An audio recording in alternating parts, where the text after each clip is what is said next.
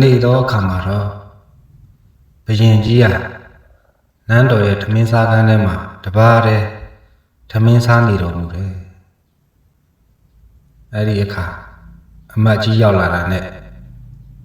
မင်းကြီးကအမတ်ကြီးငါစားတဲ့ဟင်းတွေကဘာလို့ဒီလောက်ပုံမှန်ရတာပဲရှိနေရတာလဲထူးထူးခြားခြားရတာမျိုးမရှိဘူးလားလို့မေးလိုက်ပါတယ်အမတ်ကြီးလဲခဏလောက်စဉ်းစားလိုက်ပြီရှိပါတယ်အရှင်မင်းကြီးငရုတ်သီးနဲ့ငပိများများရောချက်ထားတဲ့ဟင်းဆိုရင်အရန်ထူးခြားတဲ့အရာကိုရရှိမှာပါဗျာလို့ပြန်ပြောပါတယ်အဲ့ဒီအခါဘယင်ကြီးလဲစိတ်ဝင်စားသွားပြီ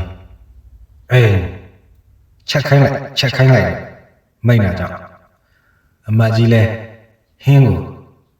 ကိုယ်တိုင်ဝင်ရောက်ချက်ပြုတ်ပေးပါပြီးတဲ့အခါမှာတော့ဘယင်ကြီးကိုစားစီပါတယ်ဘယင်ကြီးလဲအမတ်ကြီးဆက်သားတဲ့ဟင်းကိုစားလိုက်တာနဲ့မျက်ရည်တွေထွက်နာရည်တွေကျပြီးရှူးရှူးရှဲရှဲဖြစ်တာအမတ်ကြီး